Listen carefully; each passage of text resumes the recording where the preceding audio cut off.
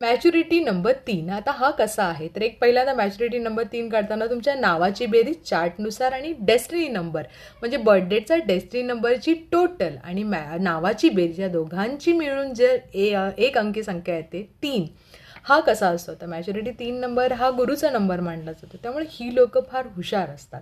त्याचबरोबर या लोकांना फिरायला फार आवडतं, कुठलीही गोष्ट शिकायला फार छान वाटतं.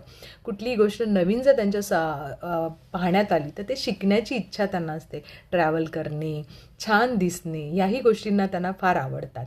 कुठलीही गोष्ट जर त्यांच्या एज्युकेशनची असू देत किंवा रीलमधली असू देत किंवा कुठल्याही गोष्टी त्यांना जर ॲडॅप्ट करणं हे फार छान जमतं. त्यामुळे ही लोकं शिकतातही पटकन आणि लोकांना शिकवण्याची ताकदही ठेवतात. अशी लोकं जर तुमच्या जवळपास असतील तर नक्कीच ती लोकं तुम्हाला फार प्रेमळ वाटतील. एकदम समाधानी आणि छान माणसं असतात. लोकांना समजून घेतात.